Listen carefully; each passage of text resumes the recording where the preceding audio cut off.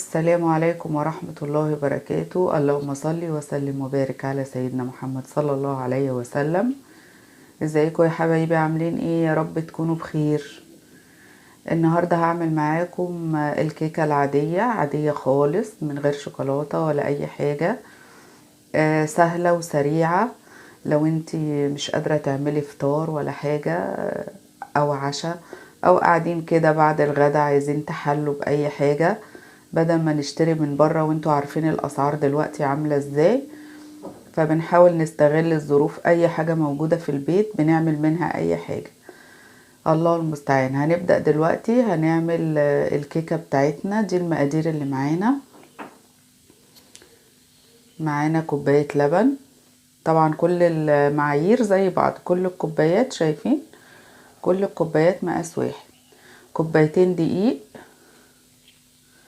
كوباية لبن، واللبن يكون دافي. لما اللبن يكون دافي هيديكي نتيجة افضل، مش سخن، دافي.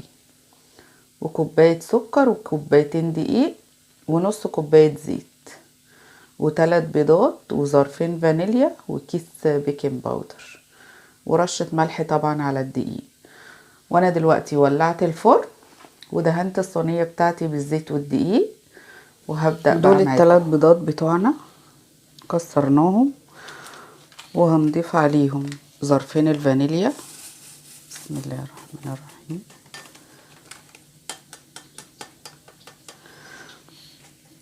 هضيف دول في الخلاط، ومعاهم كوباية السكر، ومعاهم الزيت، وهضربهم في الخلاط واجيلكم، ومعاهم كوباية اللبن. يعني المواد السائلة كلها هضربها في الخلاط وارجع لكم.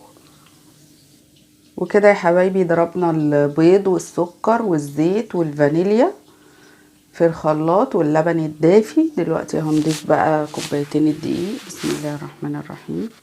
الدقيق ده منخول مرتين، ممكن نحتاج نص كوباية تاني، هنشوف. وهنضيف عليهم البيكنج باودر،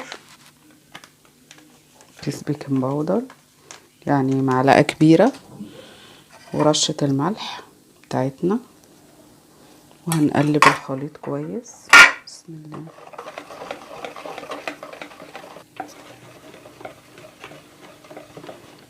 انا هضيف معلقتين دقيق كمان،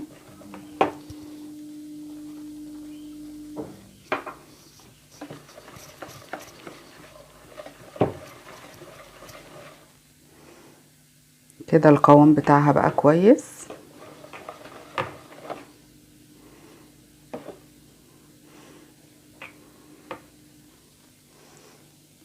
اهي الكيكة بتاعتنا سهلة وما خدتش 10 دقايق معانا. هندخلها بقى الفرن ومش هنفتح عليها، ولما تطلع هوريها لكم ان شاء الله. بسم الله ما شاء الله، الكيكة طلعت ومن غير شواية. هي اخدت اللون ده من الفرن، بس اللون جميل.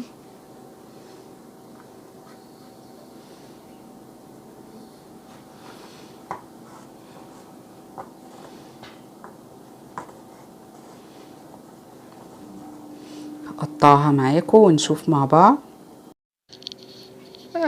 والله ما عارفة اقول لكم ايه، بس ما تضحكوش علينا.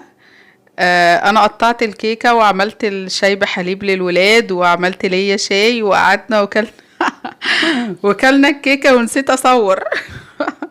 فسامحوني بقى، بس هي جميلة، والسلام عليكم.